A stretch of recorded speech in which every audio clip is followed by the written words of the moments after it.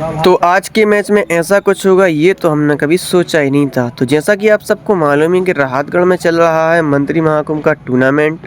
तो आज से ही क्वार्टर फाइनल के मैच थे। क्वार्टर फाइनल का पहला मैच चाहत क्रिकेट क्लब और कारतूस 11 के बीच खेला जाना था। इसी के साथ हम भी निकल पड़े ग्राउंड की ओर, क्योंकि मैच हॉल हम ना पहुँचे। थोड़ी देर बाद हम पहुँच जाते राहतगढ़ स्टेडियम।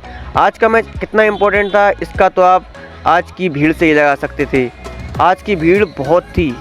उसके बाद हमारे उपाध्यक्ष साहब ने सिक्का उछला गिरा चाहत के पक्ष में। चाहत ने टॉस जीतकर पहले बैटिंग करने का फैसला किया।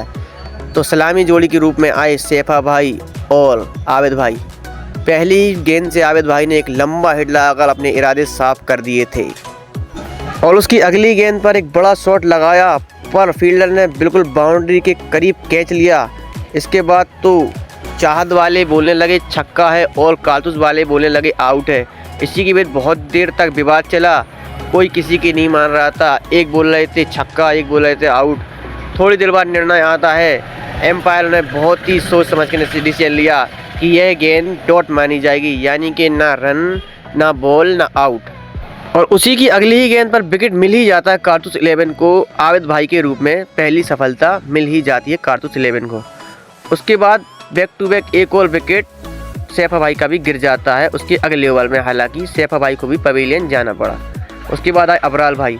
अबराल भाई ने आते ही एक बड़ा लंबा हिट लगाया और अपने इरादे पहले ही बता दिए।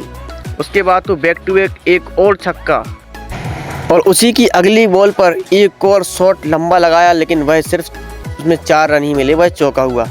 अबराल भाई ने 3 बॉलों पर 3 बाउंड्री लगा चुके थे अभी तक। अबराल भाई पूरी लय में नजर आ रहे थे, लेकिन उसकी अगली बॉल पर उनकी गेंद हो जाती है खड़ी सामने की तरफ और नासिब भाई कोई गलती नहीं करते और अबराल भाई को भी भिजा देते हैं पवेलियन की ओर। अबराल भाई ने बनाए 16 रन। अबराल भाई की जाते ही मैदान में अगले मैच के हीरो आदिल भाई। आदिल भाई के साथ माजिद भाई ने भी अपना हाथ खोलना चालू किया और back to back 2 boundary 4 run की लगाई, लेकिन उसकी तीसरी बॉल पर वह भी अपना विकेट गंवा बैठते हैं कीपर के हाथों। जिसके बाद मैदान में आते हैं आमिर भाई। आमिर भाई और आदिल भाई अब तैयार थे टीम को एक बड़े स्कोर की ओर ले जाने के लिए। आमिर भाई ने पहली ही गेंद एक शानदार उठाया, लेकिन उनका कैच मिस हो गया। कारतूस 11 के खिलाड़ियों ने यह कैच छोड़ दिया और आमिर भाई को मिल गया जीवन दान पहली ही बॉल पर। उसके बाद आदिल भाई ने भी एक शानदार शॉट सामने की तरफ लगाया, लेकिन सिर्फ 4 रन ही प्राप्त हुए। उसके बाद अगले ओवर में आमिर भाई ने एक बड़े शॉट लगाने के प्रयास में एक सामने की तरफ बॉल खड़ी कर दी और नासिब भाई ने इस बार भी कोई गलती नहीं की। आमिर भाई को भी जाना पड़ा पवेलियन। चाहत के ऊपर दबाव बहुत ही ज़्यादा बढ़ चुका था। चाहत जो कि सबसे बड़ी टीम मानी जाती है इस वक्त की दबाव में, उजैर और आमिर भाई के ऊपर पूरी दारोमदार थी टीम की।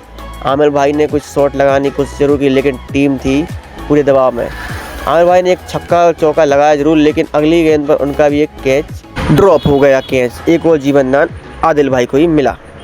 उसके बाद उजैर भाई ने भी अपना हाथ खोला और एक सामने की तरफ बड़ा हिट 6 रन के लिए। उसके बाद आदिल भाई ने भी अपना एक हाथ खोला और एक सामने की तरफ हाफ की तरफ छक्का, लेकिन अगली ही गेंद पर उन्होंने वही दोबारा शॉट खेलने की कोशिश में कैच आउट हुए तारिक भाई के हाथों। आदिल भाई के जाते हुए सन्नाटा छा गया मैदान में। उसके बाद एंट्री होती है सोहेल भाई की। सोहेल भाई किसी भी पहचान के मोहताज नहीं है। पहली गेंद को सम्मान देते हुए अब अगली गेंद के लिए सामने किया उजैर भाई को। उजैर भाई ने एक और बड़ा सामने की तरफ छक्का लगाया और टीम को एक बड़े स्कोर की तरफ बढ़ाया, लेकिन उसकी ही अगली ही बॉल पर गोलू भाई को एक मिल जाती है सफलता उजैर भाई के रूप में सामने की तरफ। नासिब भाई ने एक और कैच लिया और उजैर भाई को भी किया चलता उजैर भाई को। जिसके बाद आए अबू हमजा, पर टीम की सारी उम्मीदें जो थी वो सिर्फ सोहेल भाई के कंधों पर थी। अबू हमजा ने सामने की तरफ एक शॉट लगाया, लेकिन पहली ही बॉल पर अबू हमजा को भी अपना विकेट गंवाना पड़ा। जिसके बाद आए टीम के कप्तान शोएब भाई। शोएब भाई ने पहली ही बॉल पे एक शानदार सामने की तरफ चौका लगाया और सोहेल भाई ने भी एक सामने की तरफ एक छक्का लगाया, क्योंकि लास्ट ओवर था और अब रन जितने हो सकते थे उतने छक्के की जरूरत थी। तो सोहेल भाई ने सानू के ओवर में एक और एक के बाद एक 2 छक्के लगाकर टीम को एक बड़ा स्कोर लगाया और पूरे ओवर में 3 छक्के लगाए और 3 छक्कों की मदद से चाहत क्रिकेट क्लब ने रन बना लिए हैं 95, यानी 95 रन बोर्ड पर लगा दी। अब कारतूस 11 को चाहिए थे 8 ओवर में 96 रन। तो ओपन करने उतरे तारिक भाई और सारिक भाई। पहली बॉल पर शानदार अपील चाहत क्रिकेट वालों की तरफ से, लेकिन एम्पायर का इशारा भाई। उसकी अगली बॉल पर आमिर भाई की शानदार बॉल पर सारिक भाई समझ नहीं पाया और लेग साइड पर खड़े उजैर भाई के हाथों अपना विकेट गंवा बैठे। पर दूसरी साइड से आदिल ने एक बड़ा हिट लगाया और टीम को प्रेशर से बाहर निकाला। बड़ा हिट सामने की तरफ 6 रन के लिए। और उसके बाद तारिक भाई ने पहली बॉल पर एक लंबा लेग साइड पे छक्का लगाया और अपने हाथ खोले। और उसके बाद एक चौका भी लगाया और इरादे साफ कर दिए कि आज यह स्कोर वह अकेले ही हासिल करके दिखाएंगे तारिक भाई। और उसके बाद एक नो बॉल, उस पर भी एक लंबा हिट लगा देते हैं तारिक भाई। अब स्कोर बहुत ही आगे बढ़ चुका था, क्योंकि तारिक भाई को नो बॉल ही मिल चुकी थी और एक छक्का भी लगा चुके थे तारिक भाई। पर उसके अगले ओवर बाद तारिक भाई की भी बॉल सामने की तरफ हो जाती है खड़ी और सोहेल भाई कोई गलती नहीं करते और तारिक भाई को भी जाना पड़ता पवेलियन। तारिक भाई के आउट होते ही टीम में खामोशी सी छा गई। उसके बाद आया अक्षय, पर चाहत दबाव डालने की पूरी कोशिश में लगी हुई थी। सामने की तरफ आदिल के ऊपर भी दबाव आ चुका था। सोहेल भाई की 2 बॉल डॉट होने के बाद टीम थोड़ी सी दबाव में थी। पर उसके बाद एक लंबा छक्का सामने की तरफ आदिल ने लगाया और सोहेल भाई के उस ओवर में एक और छक्का, बैक टू बैक 2 छक्के लगाकर प्रेशर को किया ख़त्म। और खुशी का माहौल था कारतूस 11 में, क्योंकि जीत के बहुत ही करीब पहुंच चुकी थी कारतूस 11। उसके बाद सोहेल भाई ने भी वापसी करते हुए आदिल को भी किया चलता। सोहेल भाई ने भी की वापसी और विकेट ले बैठे, एक और अहम विकेट। उसके बाद आए क्रिस और अक्षय, दोनों की पार्टनरशिप से यह मैच कारतूस अपने नाम कर सकती थी। अक्षय ने भी अपने हाथ खोलना चालू किया और लेग साइड पर एक लंबा छक्का लगाकर अपनी टीम को जीत के और करीब भिजाया। और दूसरी साइड से क्रिस भी थे तैयार। क्रिस ने भी सामने की तरफ अबलाल भाई की बॉल पर छक्का लगा के अपने इरादे साफ कर दिए कि आज वो अपनी टीम को जीत दिलाकर रहेंगे।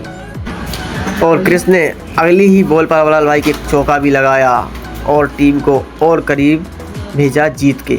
अपने गोटे का दूसरा ओवर लेके आए सोहेल भाई और पहली ही गेंद पर चलता किया अक्षय भाई को। अक्षय भाई के आउट होते ही एक बार फिर चाहत का खेमा खुश।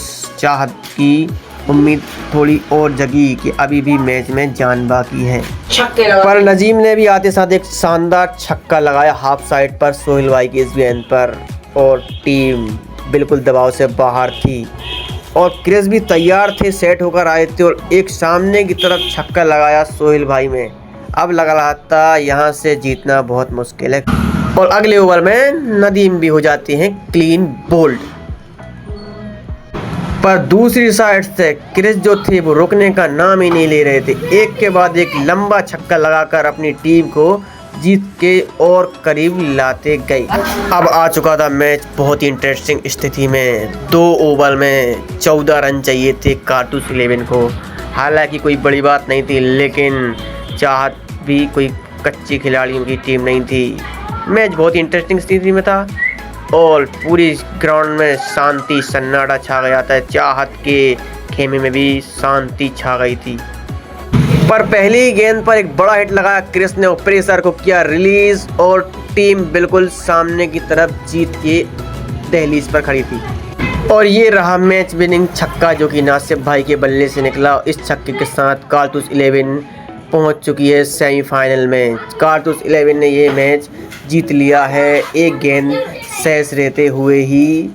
आज का मैन ऑफ द मैच रहे क्रिस भाई, जिन्होंने बहुत ही शानदार पारी, नाबाद पारी खेली, अपनी टीम को जीत दिलाई। इसके बाद जो मुकाबला है राइन 11 और फ्रेंड क्लब के बीच, जो भी ये मुकाबला जीतेगी उसका 8 मार्च को खेला जाएगा सेमीफाइनल कारतूस 11 से। कल से मैच ग्रामीण के चालू हो जाएंगे। अगली अपडेट के लिए फॉलो करें, लाइक करें, बने रहें, जुड़े रहें।